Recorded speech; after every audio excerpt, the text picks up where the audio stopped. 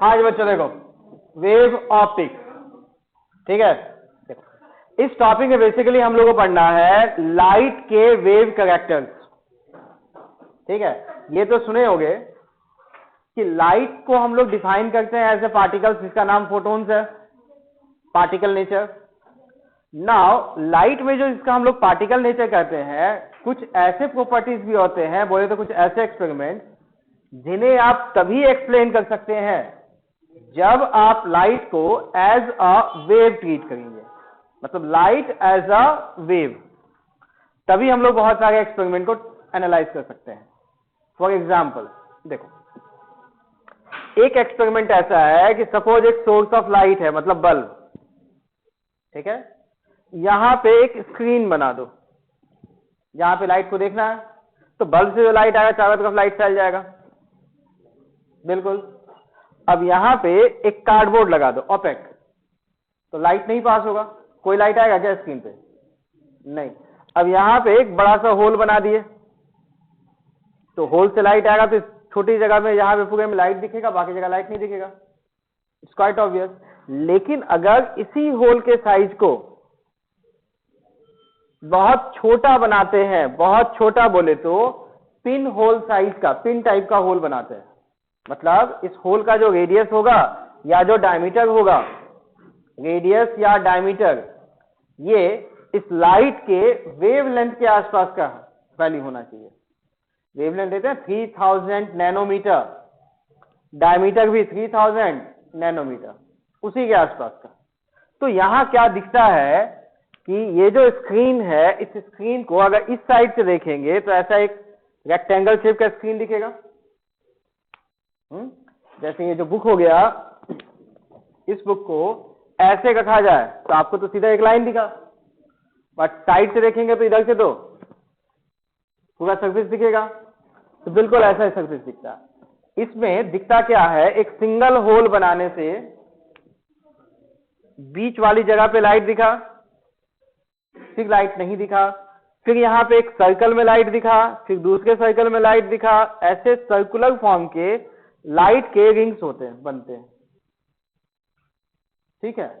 तो कितना भी एक्सपेरिमेंट किया गया, मतलब कितने भी लोग सजेस्ट किए थ्योरी का यूज करते हुए कि फोटोन जैसा ट्रीट किया जाए लाइट को, एज अ पार्टिकल ट्रीट किया जाए, तो पार्टिकल ट्रीट करके इसको एक्सप्लेन करना मुश्किल था, ठीक है। अब किसी आदमी ने सेम एक्सपेरिमेंट को करने का कोशिश में क्या किया, यहां पे एक और होल बना दिया, मतलब दो होल बन गए, ठीक है। तो दो होल बन गए तो सिस्टम दिखा क्या, बीच में लाइट है, यहां पे ऐसा एक शेप बना जहां पे लाइट है,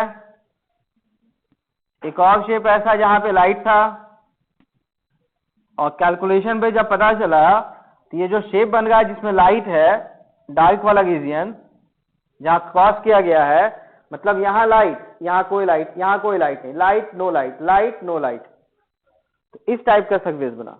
अब कैलकुलेशन पता चला this is the equation of parabola. तो पहले तो एक सिंगल होल को समझाना मुश्किल था, फिर दो होल आ गए तो ऐसा बन गया। अगेन एक्सप्लेनेशन पॉसिबल नहीं था, लेकिन जब लाइट को एज अ वेव ट्रीट किया गया, वेव टाइप का, तो इसका एक्सप्लेनेशन हो जाता था वेव पार्ट नेचर से, ठीक है। तो हम लोग इस चैप्टर में लाइट का हम लोग वेव नेचर के बारे में डिस्कस करने वाले हैं। तो इस डिस्कशन के लिए सबसे पहले हम लोग क्लास 11 में जो वेव के बारे में थोड़ा मोड़ा पढ़ना था, उसको हम लोग थोड़ा थोड़ा याद कर लेते हैं, बिकॉज वो सारे प्रॉपर्टीज यहां यूज होंगे, ठीक है। तो फर्स्ट थोड़ा रिवीजन, ठीक। तो रिवीजन में अगर हम लोग कोई वेव का नाम लेते हैं तो जनरली अपने दिमाग में इस टाइप का एक वेव बनता है, ऐसा शेप, ठीक है। इस वेव का इक्वेशन जनरली लिखाता है ए sine omega t minus k x, general equation of wave, ठीक है। अब यहां पे माइनस के एक्स की जगह प्लस के एक्स भी हो सकता है, दोनों पॉसिबिलिटीज है। इस फॉर्मूले में omega is 2 pi F and के का नाम कहते हैं propagation constant 2 pi by lambda. तो लैम्डा याद होगा, इस डिस्टेंस का नाम लैम्डा कहते हैं। टाइम का वैल्यू 0 से t तक देखेंगे तो this is the time interval, ठीक है। और इस हाइट का नाम एम्पलीट्यूड। और ये वेव पॉजिटिव एक्स में जाएगा तो इस वेव का एक वेलोसिटी होगा जिसका फॉर्मूला होता है ओमेगा अपॉन के। नाउ यहां पे जो एंगल होता है फाई, जिसका नाम कर सकते हैं हम लोग omega t minus k x, इस एंगल का नाम कहलाता है फेज एंगल। मतलब I am giving you as the name कि दीज आर द नेम्स जो पहले यूज होता था, अभी सेम नाम आएगा तो घबराना नहीं, ये वही वाला चीज है, नॉट न्यू थिंग्स, ठीक है। तो ये जो एंगल है जिसका नाम फेज एंगल, तो एंगल तो बदलेगा भी। जब एंगल बदलेगा तो फाई के जगह डेल फाई बनेगा, नाम फेज डिफरेंस। एंगल का डिफरेंस मतलब फेज डिफरेंस, तो डेल फाई। तो बताओ ये एंगल बदलेगा तो क्या क्या चीजें बदल सकती हैं। यहां अंदर में दो टर्म मिलता है, क्या, एक टी और एक एक्स। बताओ टी बदलेगा तो एंगल बदलेगा, एक्स बदलेगा तो भी एंगल बदलेगा, ठीक है। तो यहां अभी हम लोग इस चैप्टर में बेसिकली वेव ऑप्टिक्स में जो वेरिएशन देखते हैं, जो चेंज देखते हैं एंगल का, वो चेंज देखेंगे in terms of the change in the value of x.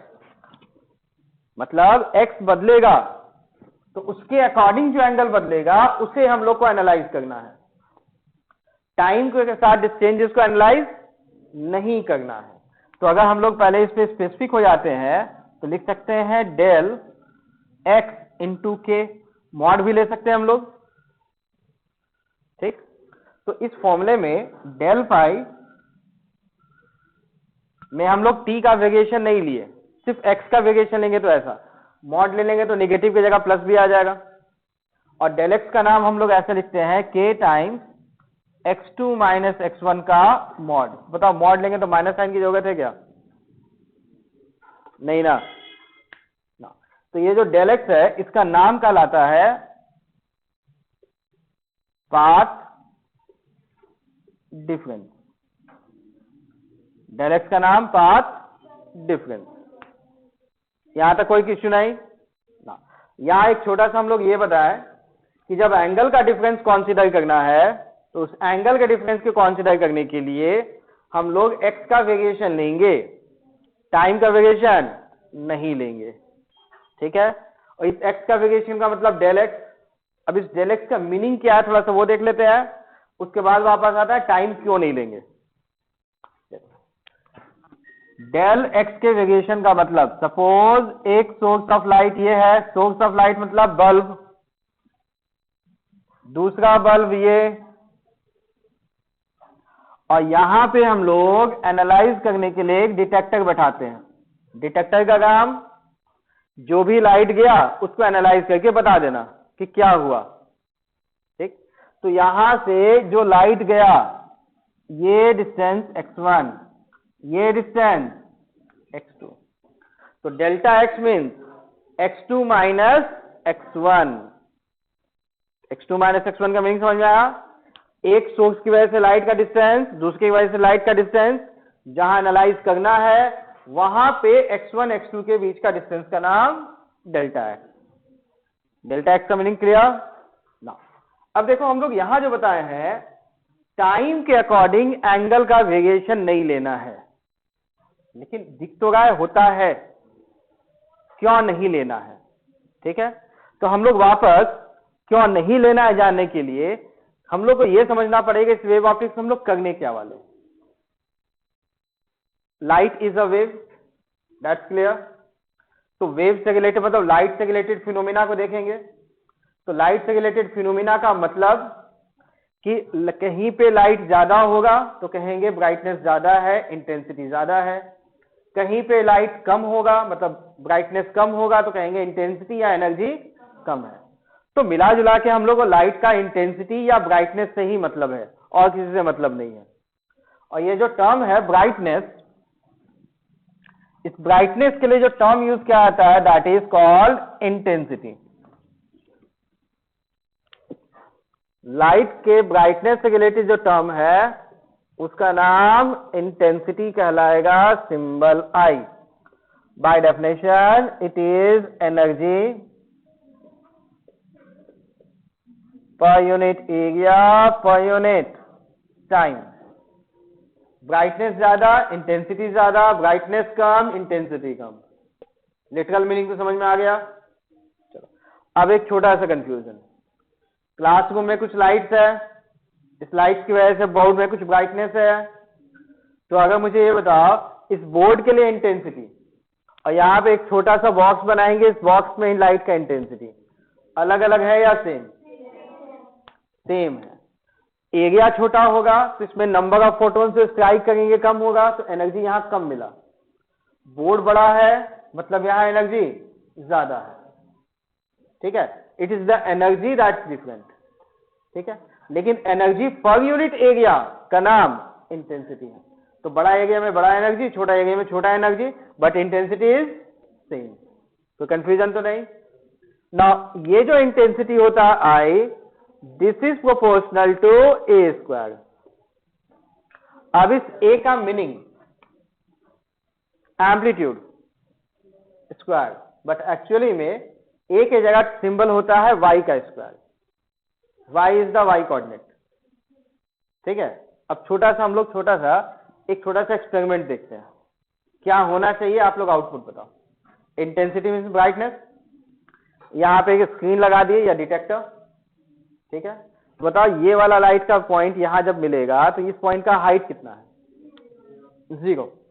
तो इस पॉइंट पे इंटेंसिटी का वैल्यू क्या होगा? This is the screen, 0। But ये वेव इधर जा रहा है, इसका मीनिंग ये जो शेप है, ये शेप यहां से इधर भागा इधर आया, the shape is moving. Wave means the shape is moving. तो ये वाला शेप जो यहां तो थोड़ी देर में आगे बढ़ेगा, तो थोड़े टाइम के बाद इस लाइन के पास स्क्रीन पे ये पॉइंट पहुंचेगा, इसका हाइट है। तो इस हाइट का स्क्वायर मतलब एक इंटेंसिटी जो आएगा। स्क्वायर है तो निगेटिव की जगह पॉजिटिव, ब्राइटनेस मिला। फिर ये पॉइंट पहुंचा, सबसे ज्यादा हाइट, एम्पलीट्यूड, मैक्सिमम ब्राइटनेस। तो यहां पे ब्राइटनेस कम, इस पॉइंट पे ब्राइटनेस 0। सेम कहानी, यहां ब्राइटनेस बढ़ते हुए मैक्सिमम, फिर घटते हुए 0। ये पॉइंट यहां पहुंचेगा तब। बट लाइट का स्पीड बहुत ज्यादा, 3 × 10 का पावर 8। तो ये कंटिन्यूअस आएगा। तो it's something like a bulb, जो लाइट जला बंद हुआ जला बंद हुआ, ऐसा ही ना। बट कितनी जल्दी जल्दी लाइट जला बंद हुआ, बहुत फास्ट वर्क हुआ ना। अब इतना ज्यादा फास्ट वर्क होता है कि ये अपने को पता ही नहीं चलेगा क्या हुआ। मतलब दिखेगा एक जगह लाइट जला तो बस लाइट ही जल गया, एनालाइज ही नहीं कर पाएंगे। But in reality light on off 1 second में बहुत बार नंबर ऑफ टाइम। ये फंडा समझ में आया? क्लियर? तो हम लोग यहां पे वेरिएशन विथ टाइम को एनालाइज नहीं कर सकते हैं। That is why we don't select the time interval. हम लोग डिस्टेंस के साथ वेरिएशन देख सकते हैं। डिस्टेंस के साथ वेरिएशन मीन्स यहां पे इस पॉइंट पे अगर सोर्स रखते हैं, स्क्रीन रखते हैं तो 0। यहां पे maximum 0 intensity, maximum intensity 0 intensity, maximum intensity. This point is clear? एक सवाल इसमें फिर आता है, क्या हम लोग इस इक्वेशन में ऐसा चुन सकते हैं क्या कि डिस्टेंस को साथ बदलेंगे लेकिन टाइम को नहीं बदलेंगे? टाइम भी तो बदलेगा। तो डिस्टेंस बदलने का मीनिंग क्या था? एक बार इस लाइट वेव का फोटो खींच लो, तो फोटो में जो टाइम आएगा वो बदलेगा क्या? Same photo. उस फोटो में इसमें देखेंगे जी, यहां ऑब्जर्वर स्क्रीन लाएंगे तो 0 इंटेंसिटी, यहां पे maximum brightness, 0 brightness, maximum brightness. Photo ही में नहीं दिखेगा। इन रियलिटी चलेंगे तो हमेशा लाइट ही दिखेगा। तुम यहां रखो या यहां रखो, कोई मतलब नहीं। तो यहां पे क्या होता है, इस ब्राइटनेस को एनालाइज करने के लिए सिंगल वेव से तो ब्राइटनेस के बारे में कुछ बोल ही नहीं पाएंगे हम लोग, बिल्कुल नहीं। ब्राइटनेस के बारे में हम लोग तभी कोई कमेंट कर पाएंगे, बोल पाएंगे, जब एक से ज्यादा लाइट हो। ठीक है। अब एक से ज्यादा लाइट होगा तो वहां पे वेव में एक छोटा सा टर्म था जिसका नाम था स्टैंडिंग वेव। ठीक है, अब क्या था वो थोड़ा सा मैं याद दिलाता हूं। स्टैंडिंग वेव में क्या होता था, एक इंसिडेंट लाइट, एक इंसिडेंट वेव इधर गया, एक रिफ्लेक्टेड वेव इधर गया, तो एक जगह पे दो वेव मिलता है। तो जब भी किसी एक जगह पे दो वेव मिलता है तो एक रिजल्टेंट वेव बनेगा। जैसे सुपरपोजिशन था ना, एक पॉइंट है, इस पे 5 फोर्स लगा दो तो नेट फोर्स का वैल्यू रिजल्टेंट लेके बनाते हैं, तो वही रिजल्टेंट निकालने का नाम सुपरपोजिशन। तो वेव में सुपरपोजिशन मतलब रिजल्टेंट वेव निकालना, वेव के केस में तो सुपरपोजिशन ऑफ वेव। ठीक है, तो सुपरपोजिशन ऑफ वेव में एक स्पेशल नाम कहलाता है, सुपरपोजिशन की जगह इंटरफेरेंस। एक नया नाम कहलाता है इंटरफेरेंस। तो इंटरफेरेंस भी क्या है, सुपरपोजिशन, दो वेव एक जगह मिला, एक रिजल्टेंट वेव बना। बस एक कंडीशन कि दोनों वेव का वेवलेंथ सेम होगा। वेवलेंथ सेम हुआ तो नाम इंटरफेरेंस। अब देखो इसमें क्या होता कि सपोज एक वेव ऐसा है, एक ये वेव मिला और यहीं पे एक दूसरा वेव भी मिला। दो वेव का इंटरफेरेंस, एक सीधे जाने वाला, एक उल्टा आने वाला। ठीक है, अब दोनों वेव में एक जगह मिलेगा तो होता क्या है कि अलग अलग टाइम पे इस वेव का शेप देखा जाए तो ऐसा दिखता है। एक टाइम पे शेप ऐसा है, थोड़े टाइम के बाद शेप ऐसा हो जाएगा, फिर ये पूरा सीधा हो जाएगा, फिर शेप ऐसा बनेगा, ऐसा बनता है। तो ऐसा जो वेव बनता है उसका नाम कहते हैं हम लोग स्टैंडिंग वेव, नाम है। कब बनता है, जब एक ही जगह पे दो वेव मिला, एक सीधा जाने वाला, एक उल्टा जाने वाला, दोनों का एम्पलीट्यूड सेम। तो देखो इसमें क्या होता है कि इसको एग्जांपल से ऐसे भी समझ सकते हो। सपोज एक रस्सी है, रस्सी को लिए और इस पॉइंट पे कहीं बांध दिए, फिक्स कर दिए, और इस रस्सी को दूसरे एंड पे हाथ से ऐसे ले लिए, रस्सी के एक एंड को ऐसे ऊपर नीचे कर गए, तो फिक्स वाला पॉइंट तो बस एक ही ना है, ये हाथ तो मूव कर रहा है। तो जब हम लोग ऐसे कर रहे हैं तो यहां से एक वेव बना, ये गया और ये वेव यहां से रिफ्लेक्ट होके वापस भी आया, तो दो वेव रस्सी में मिलेगा कि नहीं मिलेगा, मिल जाएगा। तो एक जाने वाला वेव, एक रिफ्लेक्टेड वेव, दोनों की वजह से अलग अलग टाइम इंटरवल पे रस्सी का फोटो खींचा जाए। ठीक है, हाई स्पीड कैमरे से फटाफट फोटो खींचा जाए। तो फोटो में क्या दिखता है, एक टाइम पे रस्सी का शेप ऐसा था, फिर ऐसा बना, ये बना, ऐसे ऐसे अलग अलग शेप बन गया, अलग अलग टाइम पे अलग अलग शेप बन गया, अलग अलग टाइम पे। लेकिन रस्सी बंधा हुआ कहां पे है, सिर्फ इस जगह, बाकी कहीं पे बंधा हुआ। लेकिन बताओ यहां देख के फिक्स तो यहीं पे था, लेकिन यहां पर भी किसी हाइट हमेशा जीरो है ना, यहां भी हाइट हमेशा जीरो, इस पॉइंट पे भी हाइट हमेशा जीरो। अब यहां क्या हुआ, कभी इसका हाइट सबसे बड़ा, छोटा, छोटा होके जीरो, फिर नेगेटिव पे मैक्सिमम, फिर वापस आके जीरो। ऐसे वेव का नाम करते हैं हम लोग स्टैंडिंग वेव। अब बताओ स्टैंडिंग वेव बन गया, ठीक है, हम लोग स्क्रीन को यहां रख दिए, टाइम बीत रहा है, टाइम तो हमेशा बीतेगा ना। तो बताओ यहां पे एम्पलीट्यूड हमेशा क्या मिलेगा, इंटेंसिटी। अब बताओ यहां रख दिए तो मैक्सिमम, लाइट कभी मैक्सिमम है तो मैक्सिमम, जीरो है तो जीरो। वो ट्यूनिंग बल्ब वाली कहानी, लाइट जलेगा बुतेगा, जलेगा बुतेगा, लेकिन अपने को क्या दिखेगा, कंटिन्यूअस लाइट, मतलब मैक्सिमम ब्राइटनेस। यहां पे तो डिस्टेंस वाला फंडा समझ में आया। हाँ, तो इसलिए हम लोग यहां जो वेरिएशन लेते हैं वो डेल एक्स का लेते हैं, टाइम वाला वेरिएशन नहीं लेते हैं। That's clear. प्रैक्टिकल वे में अगर थोड़ा समझो तो हम लोग x1 डेल एक्स का मीनिंग क्या लेते थे, एक सोर्स ऑफ लाइट S1 है, एक S2 है, दिस इज द डिटेक्टर। इसका मतलब लाइट बस यहां पे मिला या यहां भी मिला था, ये लाइट यहां पे सब जगह मिला, इंटरफेरेंस वाला काम यहां नहीं हुआ, यहां यहां यहां यहां सब जगह हुआ। हम लोग एनालाइज कहां पे किए, इस पॉइंट पे किए, मतलब स्क्रीन को यहां के पॉइंट पे रखे, लेकिन इंटरफेरेंस तो सब जगह हुआ था। तो यहां पे रखेंगे तो एक x1 डिस्टेंस है, एक x2 डिस्टेंस है, तो x2 माइनस x1 कुछ वैल्यू मिलेगा। अब वो डिफरेंस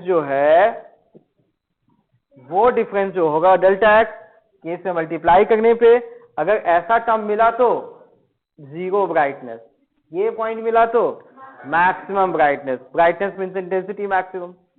तो इसके अकॉर्डिंग, डेल एक्स के अकॉर्डिंग, x2 माइनस x1 के अकॉर्डिंग हम लोग यहां ब्राइटनेस को डिसाइड करते हैं। Funda clear? Why we should take del x not del t, ये सब पूछा नहीं जाता, बट एक बात समझ लोगे ना तो बाद में कंफ्यूजन नहीं होगा। ठीक, अब देखो पूछा क्या जाता है इसमें, दिस थिंग्स आर क्लियर।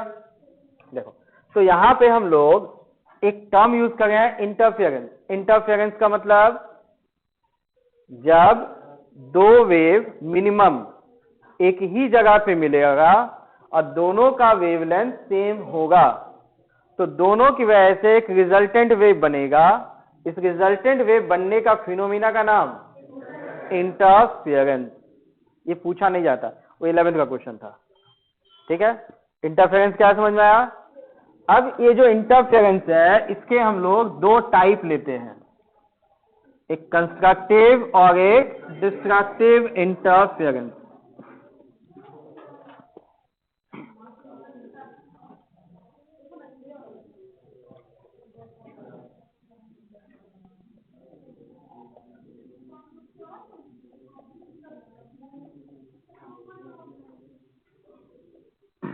देखिए, टाइप्स ऑफ इंटरफेरेंस, इसके दो टाइप हैं,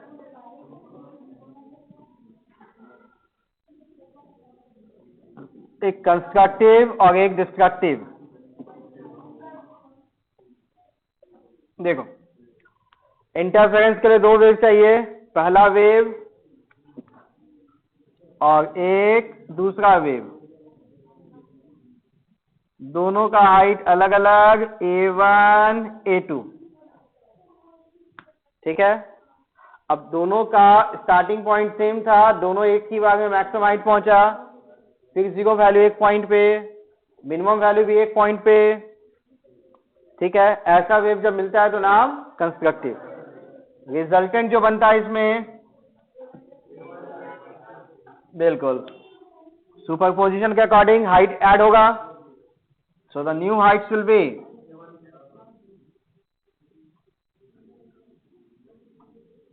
a1 प्लस a2। यह जो नया हाइट बनेगा वो a1 plus a2। This thing clear? देखो, अब यहां जो नया हाइट बनेगा a1 प्लस a2, इस a1 प्लस a2 के लिए हम लोग बोल सकते हैं कि ये कंस्ट्रक्टिव इंटरफेरेंस क्यों हुआ, कब हुआ, कैसे डिसाइड करेंगे। तो देखो, जनरली हम लोग कोई भी एक जनरल वेव बनाए थे थोड़ी देर पहले, ऐसा वेव था ना, इस वेव का इक्वेशन याद कीजिए, omega t minus k x भी लिख सकते हो, प्लस के एक्स भी लिख सकते हो, any one of your choice. ये हो गया। तो बताओ, इस पॉइंट पे वेव स्टार्ट हुआ, लैम्डा डिस्टेंस के बाद वेव रिपीट होना स्टार्ट हुआ या नहीं? वेव का रिपीटेशन कितने डिस्टेंस के बाद स्टार्ट हुआ? लैम्डा। साइन का फॉर्म देखो, एंगल, साइन का एंगल कितने एंगल के बाद रिपीट होता है? 2 पाई। तो मतलब ये एंगल के टर्म में देखेंगे तो 360, डिस्टेंस के टर्म में लैम्डा, टाइम के टर्म में टाइम पीरियड, उस टाइम के बाद रिपीट होता है। तो इसका मतलब पहला वेव मान लो स्टार्टिंग 0 से स्टार्ट हुआ था, लेकिन सेकेंड वेव हो सकता है यहां से भी स्टार्ट हुआ हो। तो सेकेंड वेव जो यहां से स्टार्ट हुआ होगा उसका एंगल 0 के जगह 2 पाई भी तो हो सकता है, 4 पाई भी हो सकता है। तो ऐसा होने के लिए कंडीशन अगर देखेंगे तो हम लोग को यह बोलना पड़ेगा कि दोनों के बीच एंगल का डिफरेंस 2 पाई के मल्टीपल में होगा। 2n पाई, इसमें n एक इंटीजर है, ठीक है। और थोड़ी देर पहले याद करो फेज डिफरेंस के एक और फॉर्मूला पढ़े थे x के टर्म में, k डेल x, k का value 2 pi by lambda del x। अब देखो इसको और इसको मिलाओ, 2 cancel, pi cancel, del x का value n lambda, del x equal to n lambda. इसका मतलब कि अगर दो वेव एक पॉइंट पे मिलता है तो ये वाला फॉर्मुलेशन तभी होगा जब दोनों के बीच का डिस्टेंस का डिफरेंस लैम्डा के मल्टीपल में होगा, ठीक है। और जब ऐसा हुआ तो कंस्ट्रक्टिव के केस में जो इंटेंसिटी होगा वो वैल्यू a1 प्लस a2 के स्क्वायर के प्रोपोर्शनल, मैक्सिमम। ये फंडा क्लियर? चलो अब यहां एक स्पेशल केस,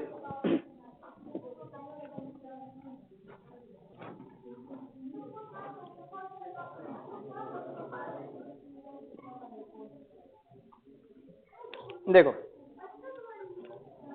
एक स्पेशल केस, इफ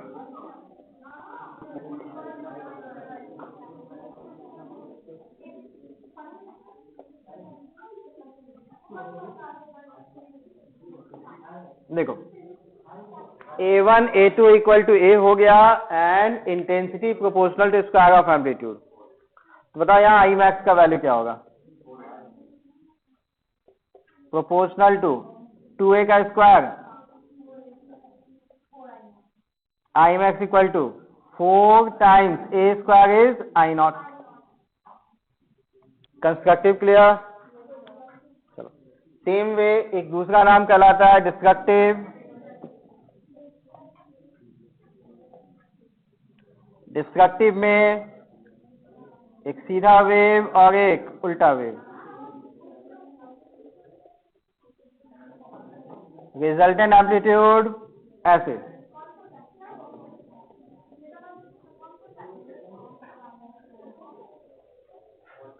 ये समझ में आया? तो यहां डिस्ट्रक्टिव में एम्पलीट्यूड माइनस हो गया, एक ऊपर से एक नीचे से।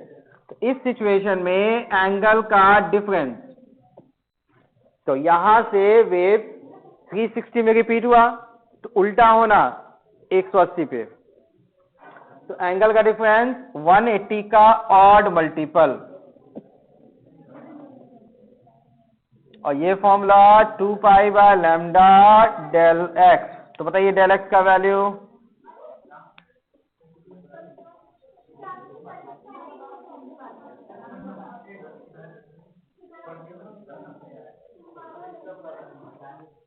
चलो बच्चे बताओ, ये सब क्लियर है? डेल एक्स, जैसे यहां डेल एक्स का वैल्यू एन लैम्डा, यहां पे odd multiple of lambda by 2। Same way intensity का मिनिमम वैल्यू होगा बिकॉज एम्पलीट्यूड सबसे छोटा होगा, क्योंकि माइनस वाला वैल्यू सबसे कम होता है। तो यहां बताएंगे intensity is minimum and that is proportional to a2 का स्क्वायर। स्पेशल केस बताओ,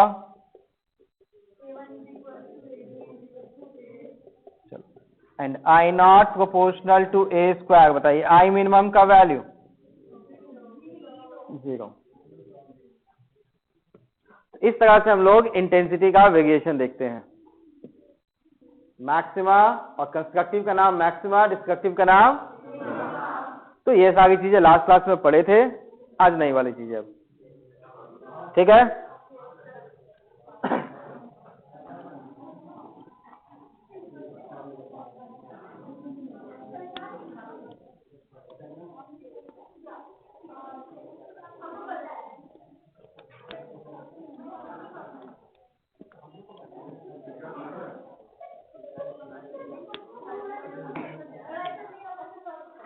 चलो ये सुनो अब ध्यान से, देखो इस पे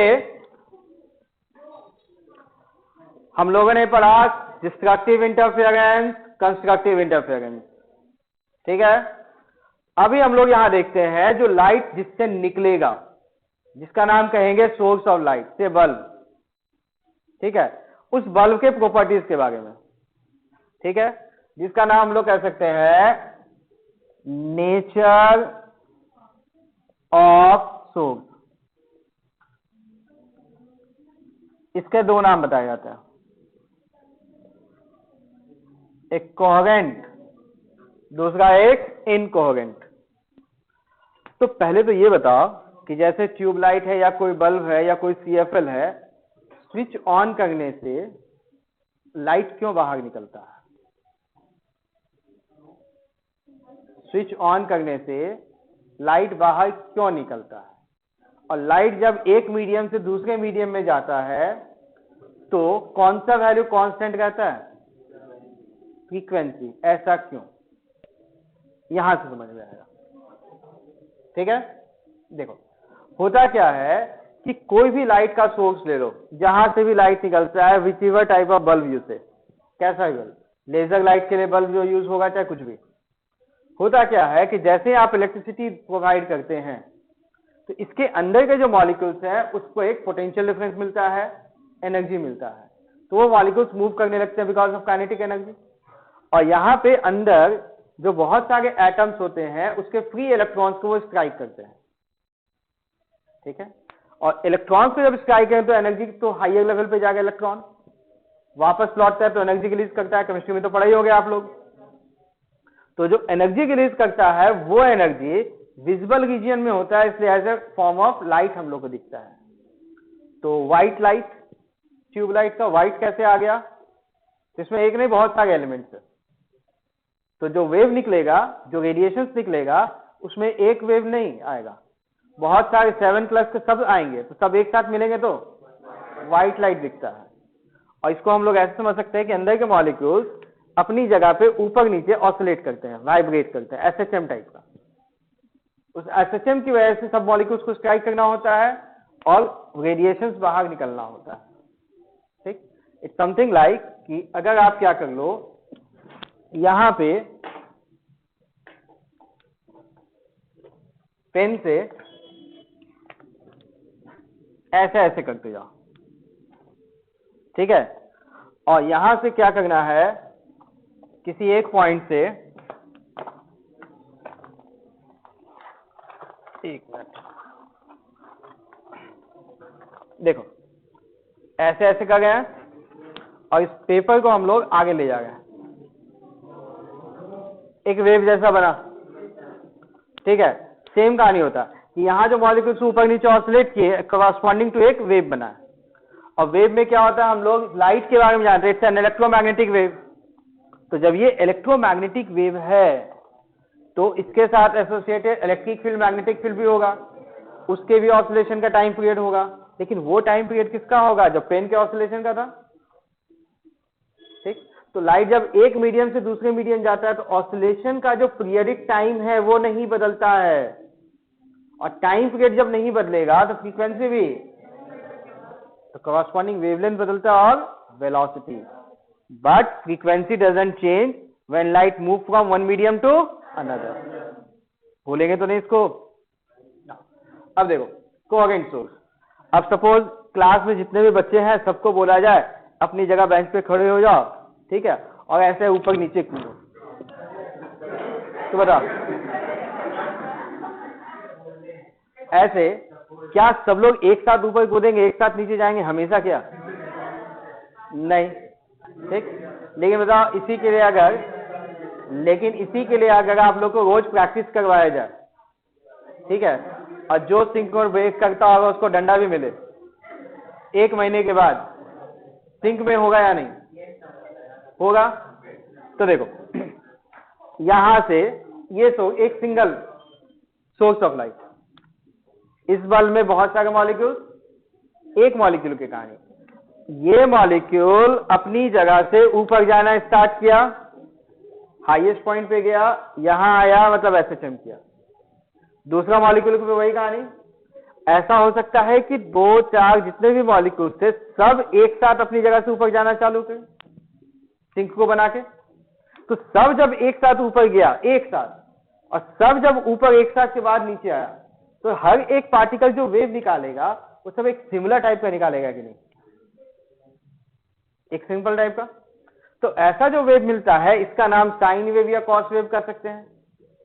ठीक, तो इस तरह से जो वेव निकालता है तो उसमें प्रॉपर्टी किसका होना चाहिए कि हर मॉलिक्यूल सिंक में काम कर रहा है, मतलब सबका फेज एंगल सेम। तो वैसे सोर्स में का नाम जिसमें सारे पार्टिकल्स एक साथ ऑसिलेट करते हैं, मतलब जो वेव निकलेगा वो रैंडम नहीं, सब एक साथ जीरो वाला निकला, सब एक साथ मैक्सिमा वाला निकला, तो वैसे वेव का नाम, सोर्स का नाम कोहेरेंट सोर्स। मतलब ये तो तभी होगा ना जब सब पार्टिकल एक साथ मीन पोजीशन से उठना स्टार्ट किया, हाईएस्ट पॉइंट पे भी सब एक साथ गया, मतलब हर एक पार्टिकल का फेज एंगल। अब बताओ, एक मॉलिक्यूल एक वेव निकालेगा, दो मॉलिक्यूल मिलके दो वेव। तो अगर मान लो यहाँ पे 1000 मॉलिक्यूल्स हैं एक सिंगल सोर्स ऑफ लाइट में, क्योंकि देखो अगर सिंपल बल्ब लेते हैं ट्यूब लाइट जैसा कोई भी बल्ब, तो एक टाइम में एक ही फोटोन निकला कि एक टाइम में बहुत सारे फोटोन निकले, मतलब नंबर ऑफ वेव्स बहुत ज्यादा निकला। तो सारे वेव का स्टार्टिंग एंगल सेम, तभी सोर्स का नाम। समझ में आ गया? तो डेफिनेशन इसका क्या होना चाहिए? When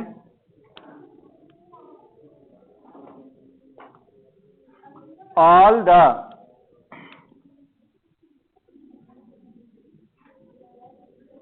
waves formed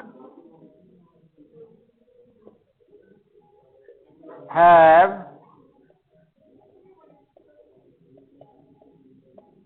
same initial phase, मतलब जितने भी वेव एक साथ निकलेंगे सबका इनिशियल फेज या इनिशियल फेज एंगल सेम हुआ, तब सोर्स का नाम, तो जिस सोर्स में ऐसे होगा उसका नाम coherent source. Then source is called coherent. अब इनिशियल एंगल सबका एक साथ 0 भी हो सकता है, सबका इनिशियल एंगल एक साथ 90 भी हो सकता है, ऑल वैल्यूज आर पॉसिबल। अब कुछ नहीं देगा, कुछ बोला भी नहीं जाएगा, सिर्फ कोहेरेंट सोर्स बोला गया, तो सबका इनिशियल एंगल 0 ही ले लेंगे, सबका एंगल 0। तो ये वाले जो सोर्स हैं जिसमें सब डिसिप्लिन में रहते हैं सारे मॉलिक्यूल्स, वो इजिली अवेलेबल नहीं होते हैं, बड़े महंगे आते हैं। लेजर लाइट्स का नाम सुने हो? तो these are the laser lights.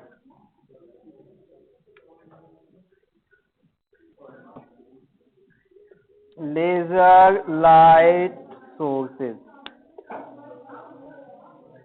ठीक है, these are the laser light sources, normal नहीं, ठीक है। उसी तरह से एक दूसरे का नाम कहलाता है इनकोहेरेंट सोर्स।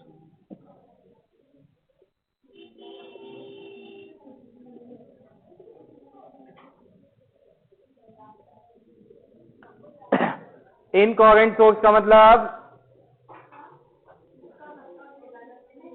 मतलब गाना बज गया सबको डांस करना है, सबको जिसको जैसे मर्जी वैसे डांस किया, रैंडम शादी वाला डांस, ठीक है, वैसे का नाम इनकोहेरेंट सोर्स। मतलब कोई सिंक नहीं, कुछ भी नहीं, एक मॉलिक्यूल सबसे ऊपर से नीचे आ रहा तो नीचे ऊपर से जाएगा, एक बीच से ऊपर से नीचे आया, सब अपने मनमर्जी के मालिक, ठीक है। तो बताओ इनकोहेरेंट सोर्स अगर हुआ, इनकोहेरेंट सोर्स हुआ तो बताओ जो वेव निकलेगा वो सिस्टमैटिक होगा या अनसिस्टमैटिक, रैंडम, अनसिस्टमैटिक। तो डेफिनेशन में क्या होना चाहिए? सेम की जगह डिफरेंट इनिशियल फेज एंगल। तो डेफिनेशन खुद से लिख लेंगे। एग्जाम्पल, कोई भी बल्ब, मतलब हम लोग जो नॉर्मली बल्ब देखते हैं ना, these are all incoherent sources. पहले डेफिनेशन लिख लीजिए।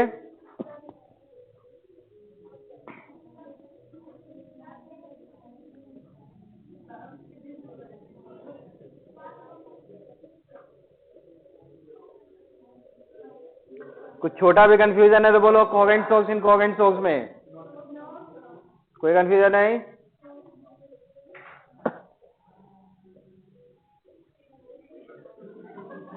चलो तो यहां पे एक छोटा सा एक चीज बताओ, यहां पे हम लोग ये जो कहानियां बताते हैं, एक का एम्पलीट्यूड ए, दूसरे का amplitude A, maximum amplitude 2a, intensity 4I0। तो इंटेंसिटी वाला कंस्ट्रक्टिव इंटरफेरेंस या डिस्ट्रक्टिव इंटरफेरेंस, ये सारी कहानी होती है कोहेरेंट सोर्स के लिए। इन कोहेरेंट सोर्स के लिए वैसी कोई कहानी नहीं होती है, ठीक है। तो इंटेंसिटी का जो वेरिएशन है कोहेरेंट सोर्स के लिए हम लोग I max equal to 4I0 लिख सकते हैं या A1 प्लस A2 का होल स्क्वायर लिख सकते हैं। लेकिन इन कोहेरेंट सोर्स के लिए कहानी बिल्कुल अलग। एक बल्ब कुछ ब्राइटनेस है, दो बल्ब ब्राइटनेस डबल, तीन बल्ब ब्राइटनेस 3 टाइम्स, ठीक है। मतलब इन कोहेरेंट सोर्स के लिए अगर आप इंटेंसिटी का वेरिएशन देखेंगे, it will be simple I1 plus I2 plus I3 so on, जितना बल्ब जोड़ो उतना ज्यादा ब्राइटनेस, ठीक है। लेकिन कोहेरेंट सोर्स में क्या वो कहानी चलेगा? नहीं। कंस्ट्रक्टिव इंटरफेरेंस हुआ, एक बल्ब का ब्राइटनेस I0, दूसरे बल्ब का ब्राइटनेस I0, कंस्ट्रक्टिव इंटरफेरेंस हुआ तो 4I0। ये फंडा समझ में आया? तो क्या ये एनर्जी कंजर्वेशन को फॉलो करता है या वॉयलेट करता है? कैसे? एनर्जी कंजर्वेशन कभी वॉयलेट नहीं होता है, बस ये याद रखना। कभी दिखता है मतलब कुछ धोखा हुआ है, कुछ बेवकूफ बनाया गया, ठीक है।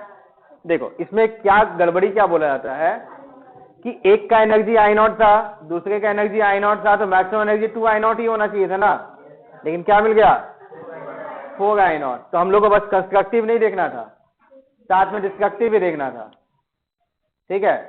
मतलब 4 इंटेंसिटी जोड़, 4 वेव, तो चारों का मिला के इंटेंसिटी 4I0, दो मिलके कंस्ट्रक्टिव बनाया तो 4I0 अकेला वो ले लिया, और डिस्ट्रक्टिव के हिस्से में ठेंगा मिला, तो दो चारों मिला के आया भी 4I0 था और फाइनली रिसीव भी 4I0। तो एनर्जी कंजर्वेशन को वॉयलेट नहीं करता है। एक मार्क्स का पूछा जाता है, does the constructive interference violate the principle of conservation of energy? No. Why? Because at some point constructive interference is formed and at some point destructive interference is formed. At constructive interference, two waves having intensity I0 combine to form 4I0 intensity.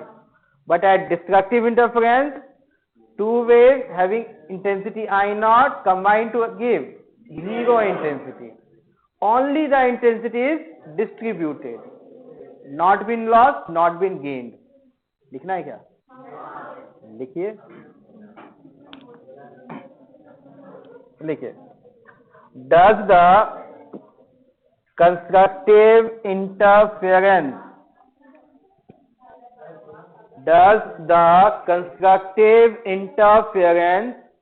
violate the principle of energy conservation? Does the constructive interference violate the principle of energy conservation? Answer is no, कभी नहीं होगा।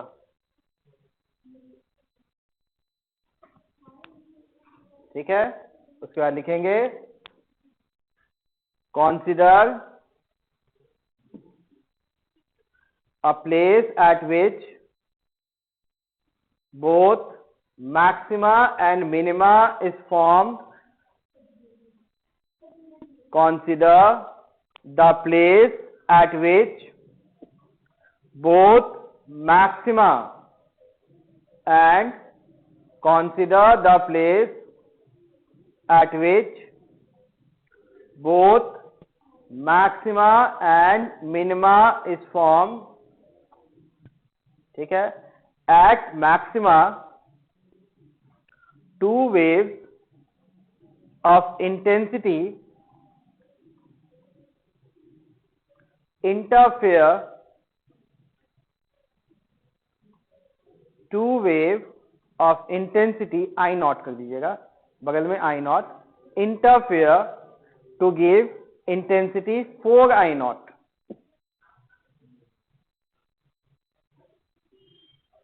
to give intensity 4 I not ताकि आप बदल दीजिए at minima the two waves interfere to give zero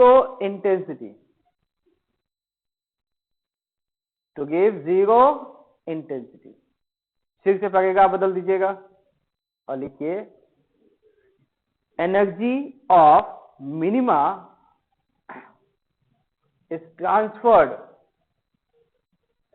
to the region of maxima.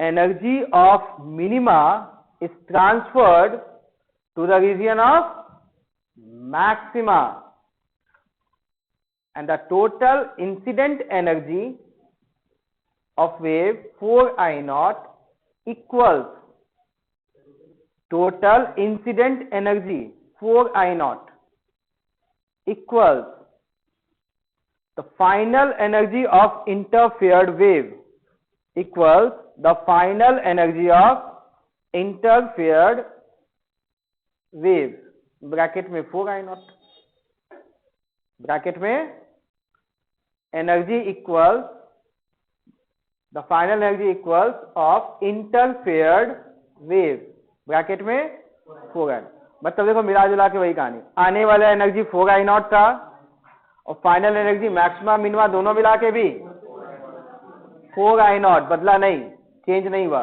इसलिए energy conservation को violet नहीं किया कोई कंफ्यूजन नहीं चलो तो यहां देखो कुछ सिचुएशन मैं आपको देता हूं उस सिचुएशन के अकॉर्डिंग आपको यह बताना है कि मैक्सिमा का फॉर्मेशन होगा या मिनिमा का ठीक है चलो यहां पे पहला एक source of light S1 S2 detector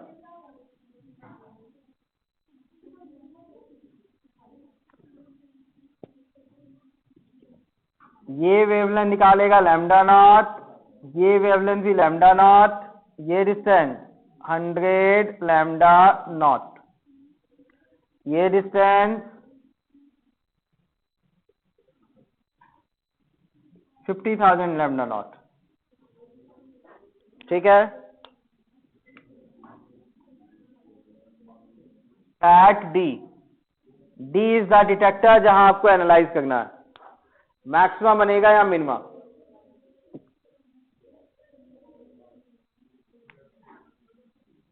eight D maxima बनेगा या मिनिमा वो बताना है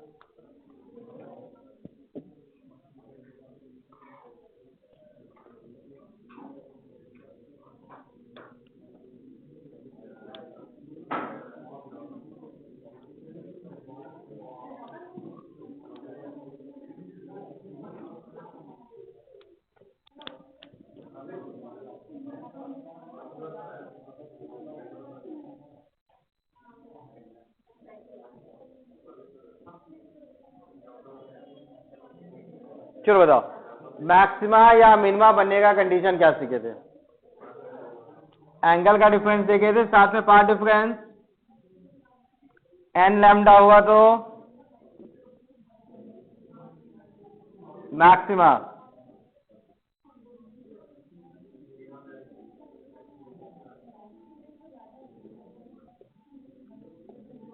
फंडा याद आया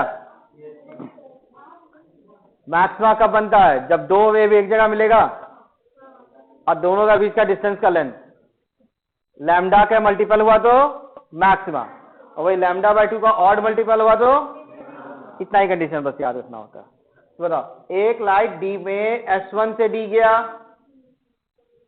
दूसरा लाइट S2 से डी गया आपको चेक करना है मैक्सिमा मिनिमा तो यहां पे पहले ये बताओ डेल एक्स का मतलब पाथ डिफरेंस, तो मतलब S1 से D का डिस्टेंस माइनस S2 से किसके इक्वल आएगा?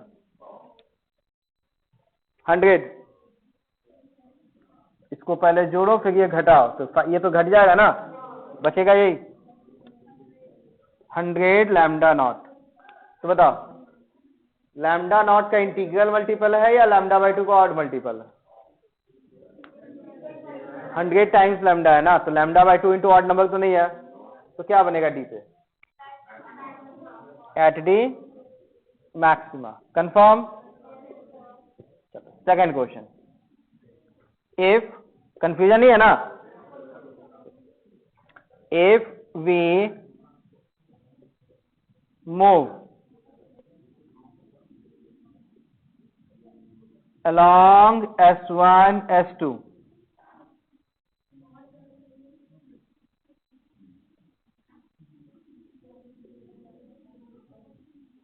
from S2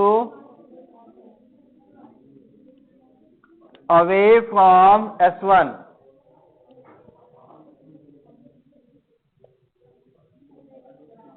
how many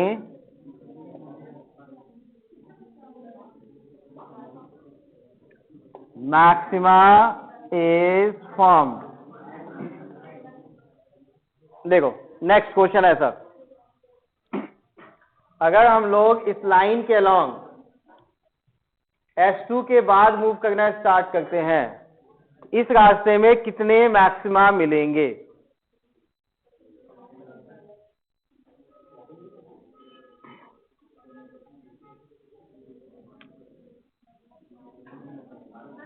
question है ग्राफिक समझो।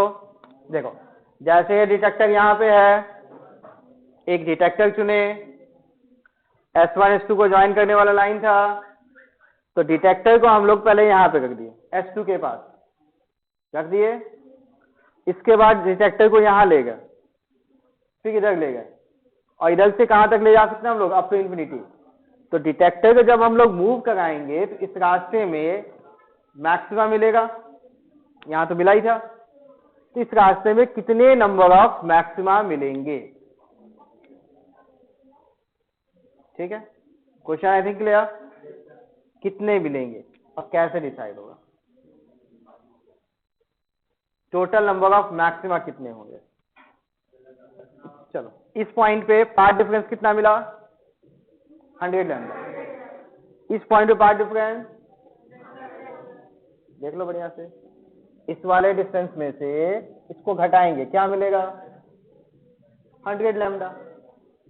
यहां फिर से देखो, S1 से ये डिस्टेंस में S2 से ये डिस्टेंस घटाएंगे, क्या मिलेगा? 100 लैम्डा। यहां रखेंगे तो भी, तो पाथ डिफरेंस बदल गया है क्या? तो जो मैक्सिमा यहां मिला तो वही मैक्सिमा तो हर जगह मिलेगा, तो टोटल नंबर ऑफ मैक्सिमा कितने मिलेंगे? एक ही था ना जो सब जगह मिला, या अलग अलग मिला? एक ही था, तो total number of maxima form will be 1। Clear? Next बोलो, कंफ्यूजन है? एक बार फिर से समझो, मैक्सिमा इस वाले केस में मिला था, तो D पॉइंट पे मिला था, तो पाथ डिफरेंस का मतलब S1 से D के डिस्टेंस को S2 से D के डिस्टेंस को माइनस किए 100 लैम्डा, तो पाथ डिफरेंस 100 लैम्डा, और वो 100 इंटीजर था, तो यहां एक मैक्सिमम मिला था। ठीक, उस मैक्सिमम का नाम M बना लो, M मैक्सिमा का नाम M। अब मान लो हम लोग यहां पे डिटेक्ट करते इस जगह पे, अब बताओ पाथ डिफरेंस कितना होगा? S2 से ये डिस्टेंस, सॉरी S1 से ये डिस्टेंस माइनस S2 से ये डिस्टेंस, फिर से ये जो M वाला था वो यहां भी है, वही है या अलग? तो यहां से इंफिनिटी तक कहीं भी जाओगे पाथ डिफरेंस वही रहेगा या बदलेगा? तो एक ही M वाला मैक्सिमा था जो सब जगह दिखा, एक ही है कि एक से ज्यादा है? तो नंबर ऑफ मैक्सिमा। ठीक है, second situation, if we move perpendicular to S1 S2 from D. How many maxima and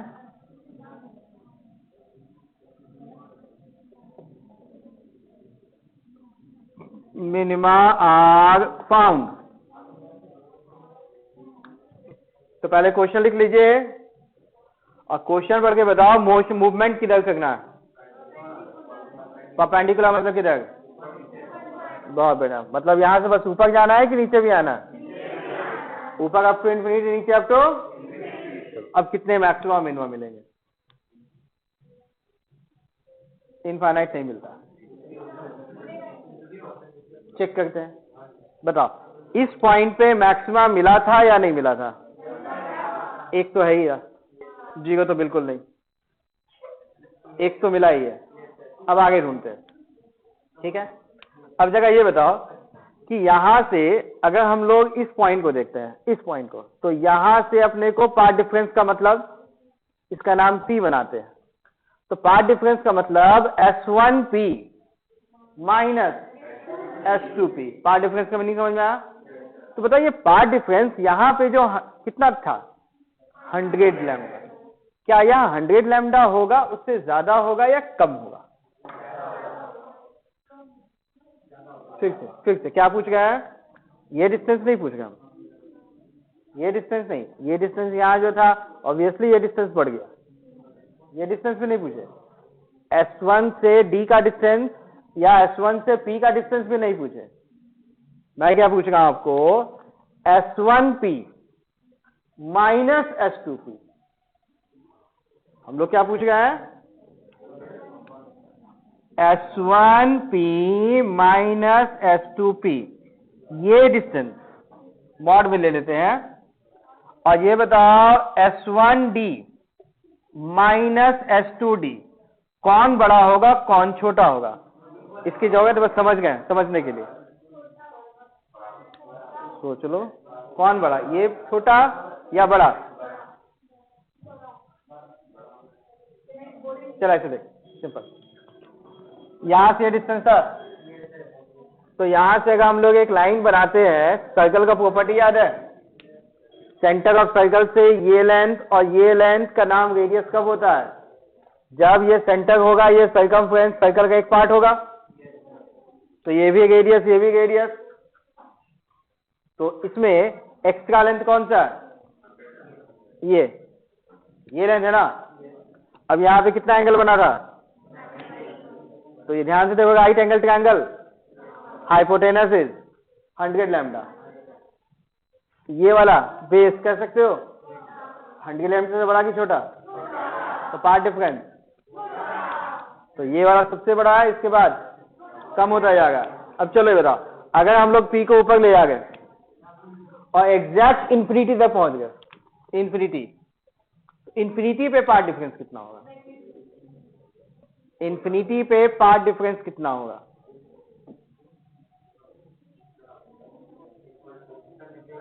negligible, लगभग जीरो। चलो समझो इसको ऐसे, यहां से जब हम लोग ऐसे जा रहे हैं तो ऊपर जा गए ना, तो इंफिनिटी मतलब यहां एंगल पे रहेगा या लगभग सीधा रहेगा? ऑलमोस्ट। तो जितना डिस्टेंस इसका, इतना डिस्टेंस, तो घटाने पे जीरो, पार्ट डिफरेंस जीरो। मतलब पार्ट डिफरेंस इंफिनिटी पे जो लिखेंगे, इंफिनिटी पे अगर कोई पॉइंट देख सकते हैं तो वो पार्ट डिफरेंस क्या होता है? Zero times lambda. और ये पॉइंट डी पे क्या लिखते हैं? तो जीरो लैम्डा पे मैक्सिमम बनता है कि मिनिमा? जीरो लैम्डा इंटीजर है या लैम्डा बाई 2 का ऑड मल्टीपल है? मैक्सिमा। उसके बाद देखो बीच में कहीं लैम्डा आएगा, लैम्डा मतलब मैक्सिमा या मिनिमा? मैक्सिमा। 3 लैम्डा पे पहचान लोगे ना। तो 0 से 100 तक कितना मैक्सिमा? 1 2 3 4 5 लैम्डा, 6 लैम्डा, 100 लैम्डा तक पहुंचना है। 99 या 100? अच्छा, 0 काउंट नहीं करना, 100 को काउंट नहीं करना, तो बीच वाला 99। वैसे बताओ नीचे में भी, और ये वाला बीच का 1 1। फिर से हाईएस्ट एकदम इन्फिनिटी पे 0 लैम्डा, उसको काउंट नहीं करते, इन्फिनिटी छोड़ दो, ठीक है। फिर लैम्डा, 2 लैम्डा, 3 लैम्डा, 99 के बाद 100 आएगा, तो 100 के ऊपर वाले तक का 99, 100 के नीचे वाले तक का, अब बीच का 100 भी तो है। Total number of maxima,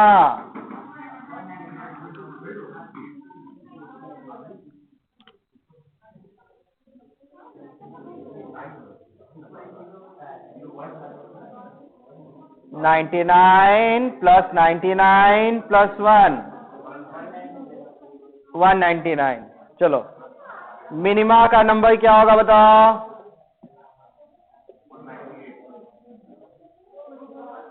minima का नंबर 198। कैसे चेक करो, पहले बताओ। 0 पे मैक्सिमा था, फिर 1 पे मैक्सिमा, तो 0 और 1 के बीच का नंबर 0.5। 0.5 मतलब λ/2 आया, तो दो मैक्सिमा के बीच में 0.5 लैम्डा पे मिनिमा। अगला 2 लैम्डा से पहले 1.5 लैम्डा पे, मतलब 1 के लिए 1, 2 के लिए 2 मिनिमा, 100 तक के लिए 99 मिनिमा, और नीचे से भी, तो टोटल नंबर ऑफ मिनिमा 99 + 99 कितना हो जाएगा? 198 मिनिमा।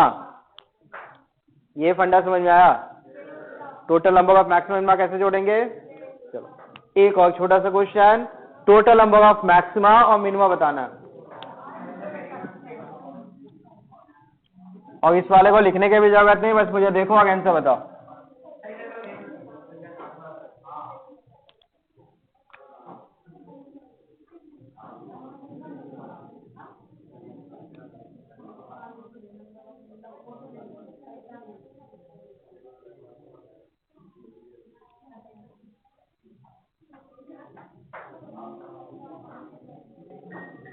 चलो देखो, दो bulb sources S1 S2, this is a screen, दोनों वेव निकालेगा लैम्डा लैम्डा, लेकिन दोनों के बीच का डिस्टेंस 20 लैम्डा। सिर्फ आपको बताना है total number of maximum, total number of maxima on the screen कितने मिलेंगे, and total number of minima on the screen कितना मिलेगा, बस ये दोनों बताना है।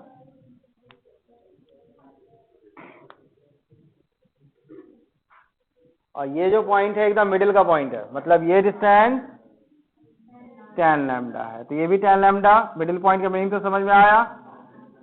चलो बस इतना बताना है, बस एकदम सेम टाइप का लॉजिक।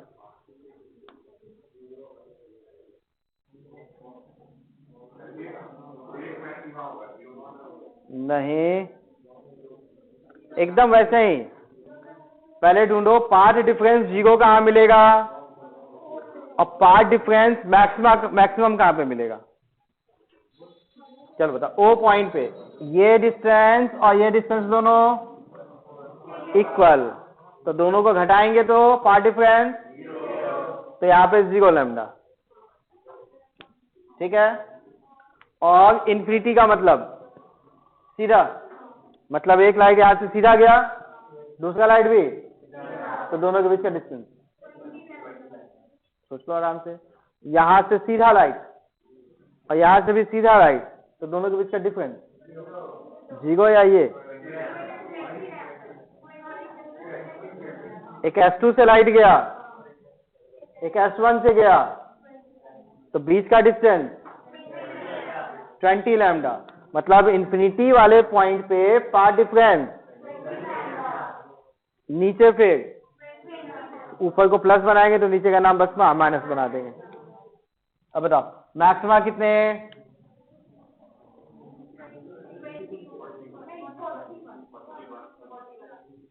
ऊपर वाला 20, नीचे वाला 20, 40 और बीच का एक कितना? 41। मिनिमा कितने? ऊपर से 0 से 20 तक में 20 मिनिमा, नीचे भी 20, टोटल 40। कोई कंफ्यूजन? ठीक है, बाकी फिर नेक्स्ट क्लास में